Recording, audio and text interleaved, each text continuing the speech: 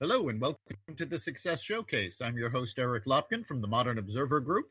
And with me, as always, is Chip Janiszewski from the Happiness and Success GPS. Chip, how are you doing this week? Doing great. How about you, Eric? Doing fantastic. We're deep in the heat of summer here. Yeah, I hear there's a new diet. If you go outside today and you stand out there for 10 minutes, you might lose a pound or two. Absolutely. You know, as we record this, we're heading into the end of July. Country's got heat waves, storms. It's definitely summer. Absolutely. Keeps things interesting. Absolutely. So today we've got our special guest is Maria Grove from Bliss This House. And she is an organizer and declutterer. And we're going to talk a little bit about, how important it is to stay organized and what you can do. Maria, welcome. Hi, Eric. Thanks so much for having me. Hi, Chip. Hello. It's our pleasure. So, Maria, why don't you tell us a little bit about yourself? Okay, so my name is Maria Grove. I am the founder and head organizer for Bliss This House. It's a small business in Connecticut. We tidy, declutter, and organize your spaces.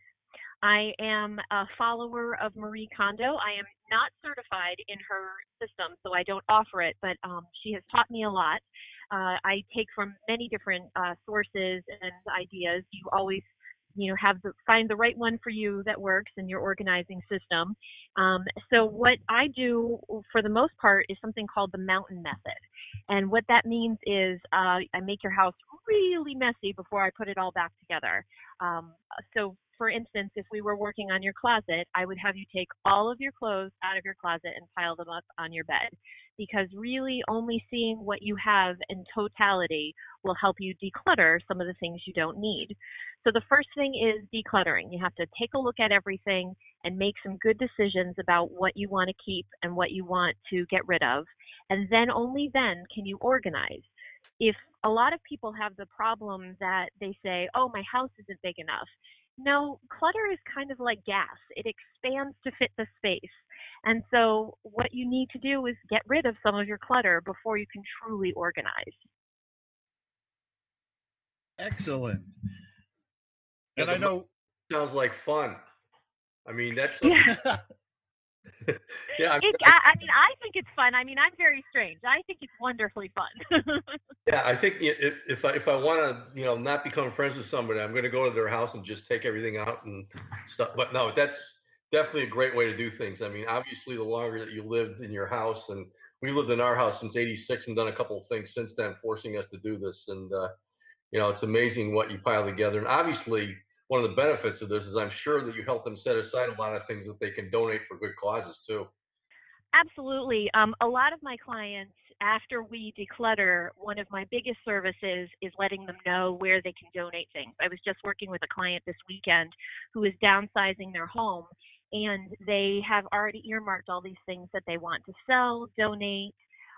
So part of my service is that I can tell you that the Salvation Army is open right now and accepting donations, but they don't really take bedding. So if you want to donate your bedding and your old towels, a really great place is a pet shelter. They're always looking for things like that. So little tips like that I can give to my clients. Do you have those resources online? I'm in the process of launching my website. It will be done by mid-August.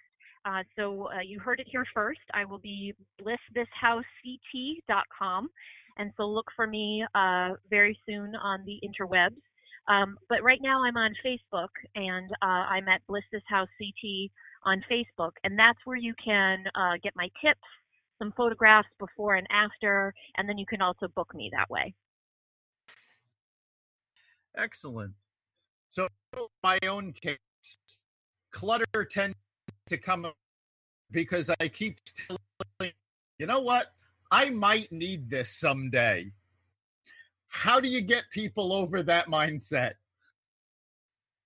Yeah, that's a tough one. A lot of people see the value in things either because they had them for a long time and they keep them for sentimental reasons. Like, this is the first toaster my husband and I got together when we moved in together. Or they say, I don't want to get rid of this toaster because someday I might need it. Right now I'm not eating carbs, but someday I'll have toast again. And they'll keep that toaster. I think one of the things that I do in the kitchen, especially, is I make sure that my clients embrace a clean slate on their cabinet, on their countertops. And what that means is if you don't use an appliance every day, put it underneath in a cabinet. And that way your countertops are clean. And that's a tidying tip. You can rest your eye on your countertops. It's not busy. It's not overwhelming. And then you'll notice if you're really having trouble getting rid of something like, say, a toaster, you can say, gosh, I haven't pulled that out since Maria was there working with me, and that was 6 months ago. Maybe it is time to get rid of this toaster. So I would never make anybody get rid of something that they're not comfortable with. My job is not to live every life as a minimalist life. I want people to keep their stuff. I love my stuff.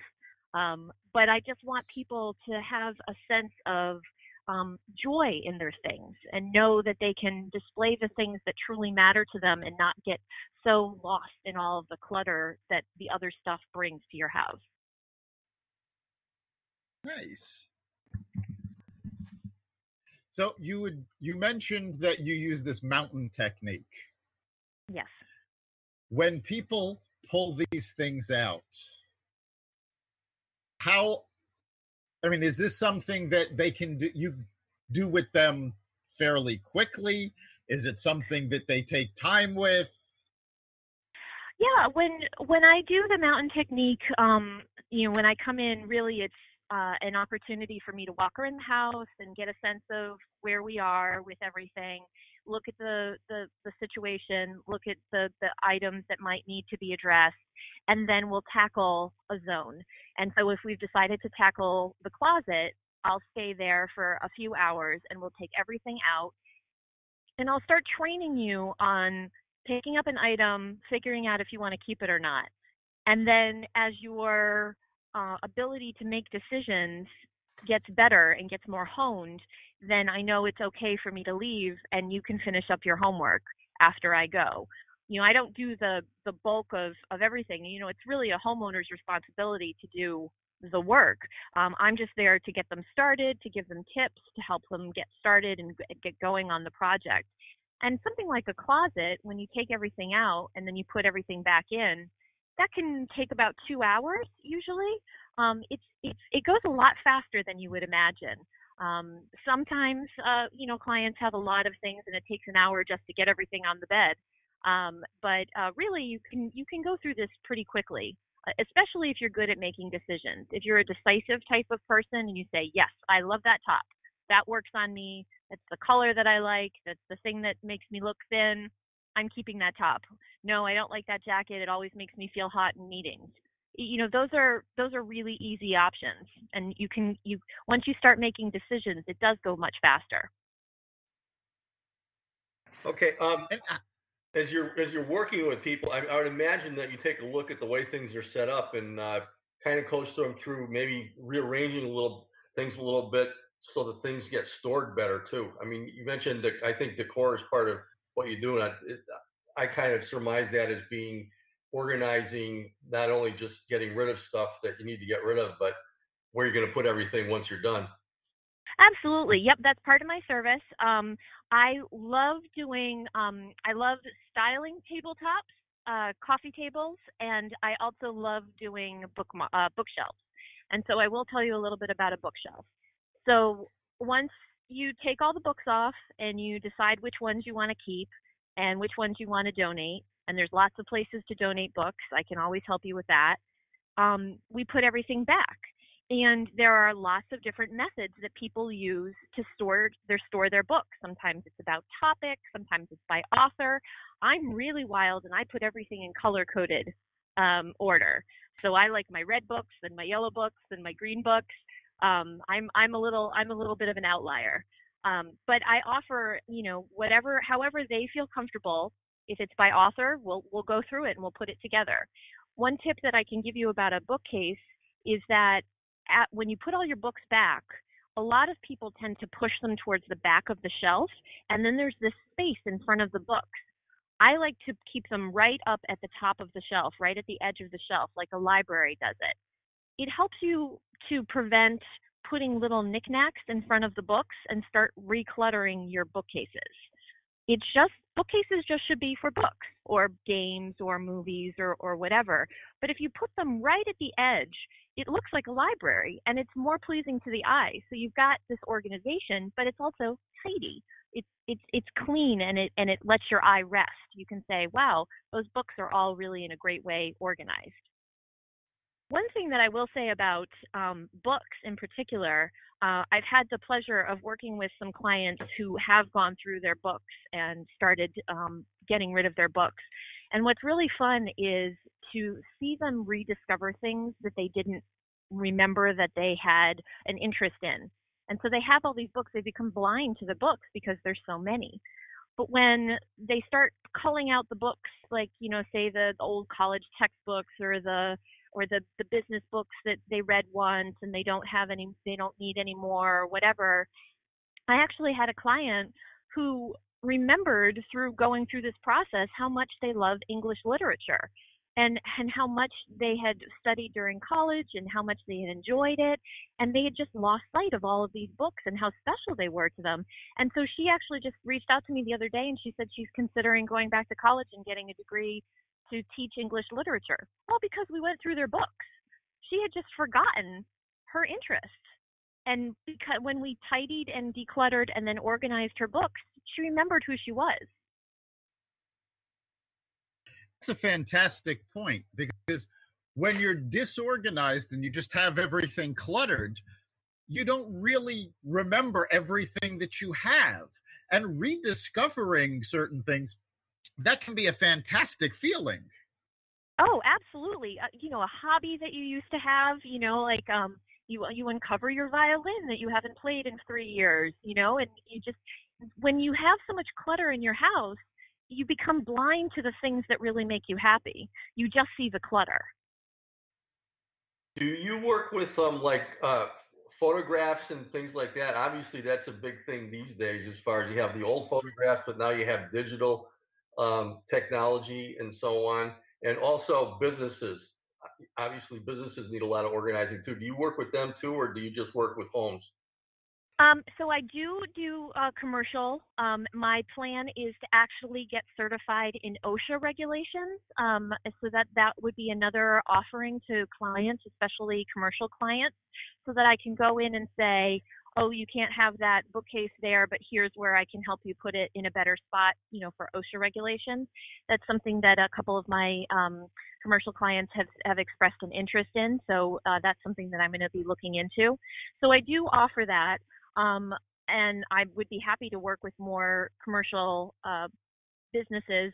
I would love to get my hands on people's desks and help them organize better and, so make the flow of the work a little bit easier. That's something that I am working on. But you also asked about photographs, and that's really interesting. I was at my mother-in-law's house for July 4th weekend, and she has been very supportive of my launching this business, and she was saying, I have all these photographs of your children. My husband's an only child. My children are her only grandchildren. And she just obviously, as a proud grandmother, has tons of photographs. And she says, I don't really want to put the baby photos out anymore because as they grow and they're teenagers now, I want a more recent photograph so when people come over, they can see how the kids are looking these days. But I don't want to get rid of the photos. That seems like a bad plan. So we came up with an idea that we got plastic photo boxes and we labeled them each for each family member. And she also has a number of old photographs of my husband, and they were all mixed together. And so what we did was we spent a day just sitting on the floor organizing all of the different photos into each photo box. And that way, when she wants to reminisce about one of my children, she can pull out the box and she can look at all of the photographs and that kind of thing. And then what's wonderful about it is that she has this process. She can, as the photos keep coming, she can put them in the boxes, and then at some point she can give them to the children and say, these are all the photos I've collected of you over your lifetime. Here's your box. So that was one suggestion that we had for photos, and that seemed to work from my mother-in-law. Wow. I'm the oldest of 7 children. I should talk to my mom about that. I'm just kidding. She's 89, but it's we have a lot of photos. Yeah, it's something that you and your wife can do for children. Another thing that I was working with this client who's downsizing, and she was telling me that she has all these art projects from her children over the years, and she doesn't want to get rid of them, but she can't imagine hauling them to a new house. And so I told her about a service that's called Archived. It's ARTKIVE, and it's a website that you order a box, and when the box comes, you put in all of your child's artwork that you want to save, and then you send it to this company, and then this company scans it and makes a book out of it, like a really nice Shutterfly kind of photo book, but of all of your children's artwork over the years. And I was telling her about this, and I was saying, this seems like a really good idea for you. Your kids are at the age where they're not like bringing home art every night, so you could do it now. And then I said, it's such a good idea. I was talking to my husband about it. We decided to do it over the weekend, even, because I had reminded myself of what a good service it was. So I've decided I purchased a box, and that'll be coming, and I'll be organizing my children's art through the years. And so they'll have a book full of their artwork over the years, and then someday it'll be theirs if they want it, but really it's just a wonderful keepsake, and it cuts down on the clutter. That's fantastic. I didn't know about that service. That's great. There's all sorts of wonderful services like that out there. Yeah, I so know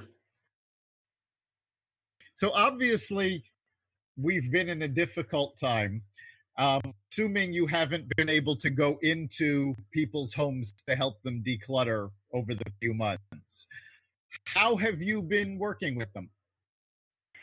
Well, I've done a little bit of virtual decluttering where my client and I will get on a Zoom call, and they'll show me their kitchen, and we'll talk about tips, and then kind of I'll walk them through certain processes, and then by a week later we'll get back on the Zoom call, and they can show me their progress and ask any questions that they might have. So that's something that's fairly standard in the industry right now is these Zoom calls and this virtual helping. I am actually looking forward to getting back into more people's houses and helping them, because the joke is with the pandemic, was it even a pandemic if you didn't redo your closet? I mean, everybody redid their closet during the pandemic, is because you were home, and you said, yeah, I'm gonna refold these shirts, or I'm gonna go through my closet. So many people told me that that's what they were doing during the pandemic. People were at home and they were noticing their things more, and so there's definitely been an increase in interest in all of this since the pandemic. Yeah, I'm just wondering. Sure.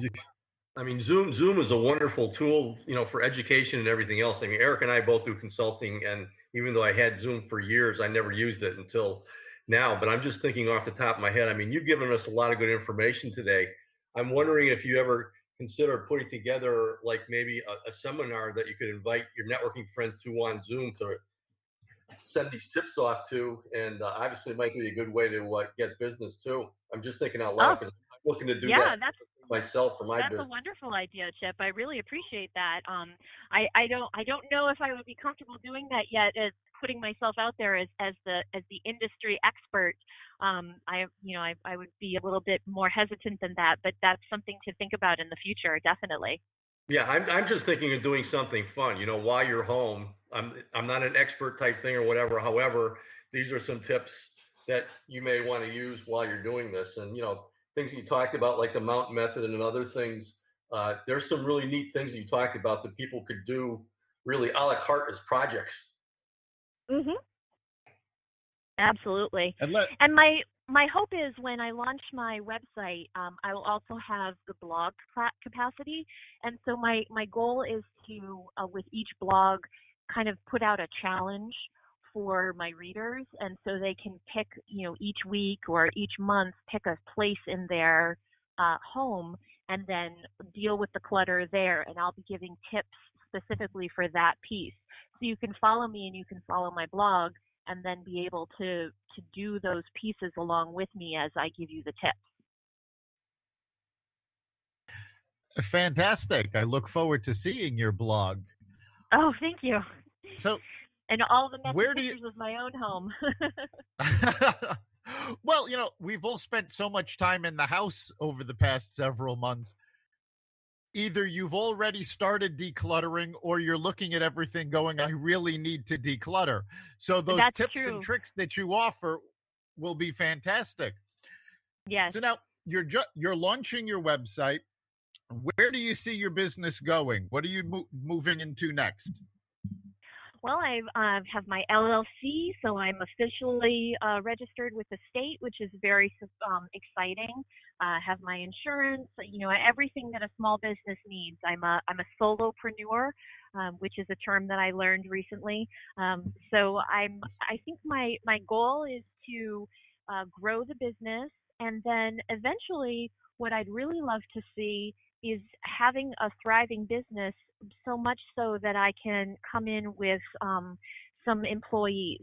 I would like to expand and have some subcontractors working for me, doing some of the projects. Having so much work that I can't all do it myself. That's my goal, of course.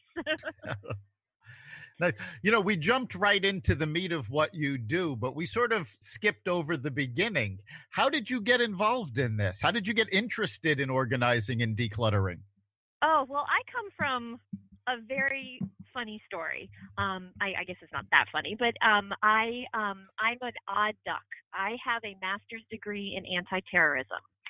Um, I didn't even know that was a master's degree. Yes, I have a master's in it.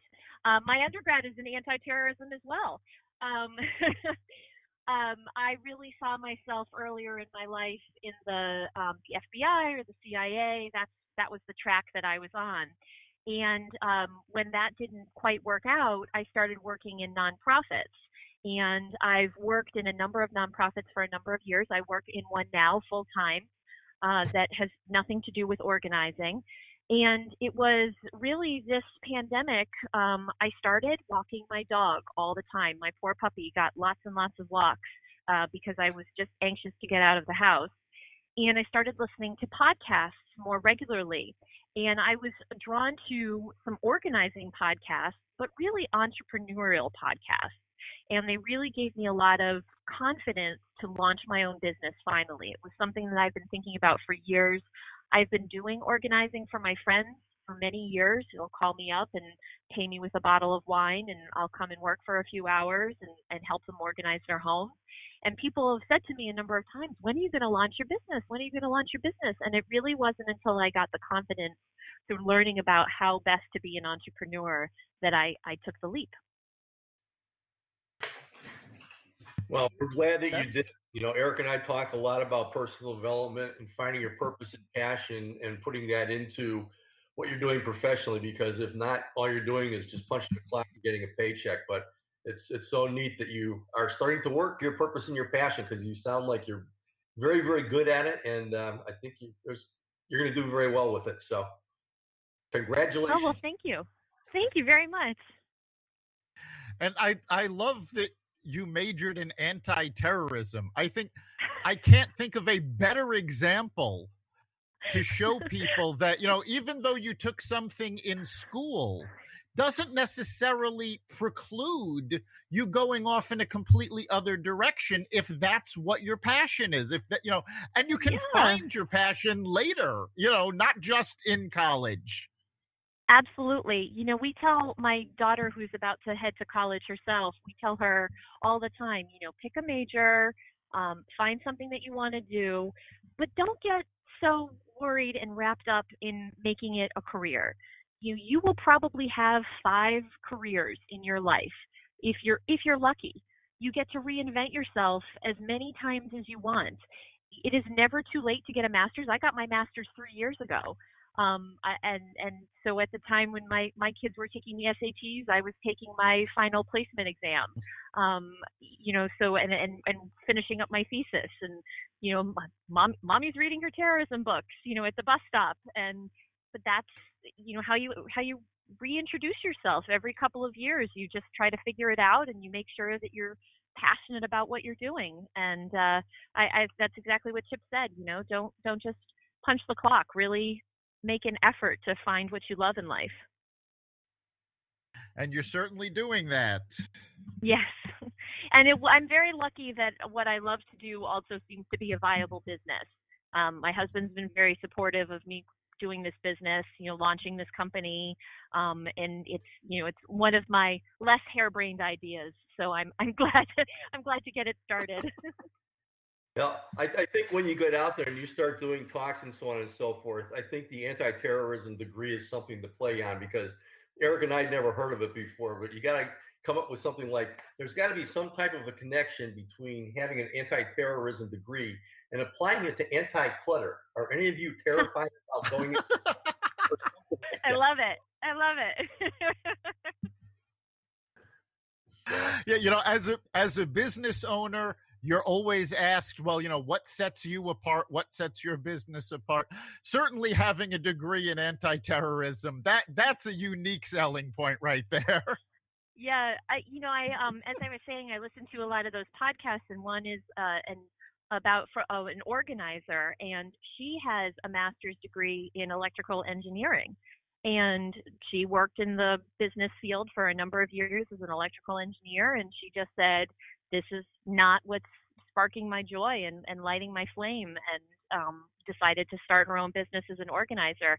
And it was when I heard that I was like, wow, I too have a master's degree in something a little different, and certainly not in organizing, that's not available. So that was something that sets me apart in the business world. But I will say that there are, I do belong to the National Association of Productivity and Organizing Specialists, and I am working towards my certification as a professional organizer. So I've started taking the classes to get certified, because I do think in any business, credentials are important. You really want the person who's done the work. So that is my goal. That's great advice. And we're actually coming up on the end of our time here. So if people want to engage your services, how can they get a hold of you? I'm on Facebook and Instagram at Bliss This House CT. And I will be launching my website, as I said, in August, and that will be blissthishousect.com. See, that's my nonprofit experience coming through. I was going to say org. So it's .com, and I would love to hear from people. I'm based in Connecticut, but I could do virtual organizing anywhere. So, it's a brave new world. Fantastic. Chip, what do you think the big takeaway for this week is? Yeah, I think the timing is perfect. Obviously, the services are perfect. I mean, I've known the field for quite a long time, but the bottom line is, we're kind of getting into the quote unquote new normal, and part of it is looking at what's your house looks like in your business and so on and so forth. So the timing for you is perfect, and just make it interesting, which you're already doing. Get out there and network with us, and good luck. Congrats. Thank you so much. Thanks, Chip. I think for me, it's 2 big takeaways. Number one is just the importance of being organized and all the advantages that comes with that. But I think the second big takeaway from this has been, it's never too late to pivot and take advantage of a new opportunity, as Maria has obviously shown us. So thank you so much for being with us. We're so glad you could come. You've been listening to the Success Showcase. You can catch us every week at xvadio.com/podcast. You can also find us on the Apple Podcasts app, Google Play, iHeartRadio, Spotify, Stitcher, and wherever you find podcasts. Remember, make this your best week ever, and make next week even better. See you then.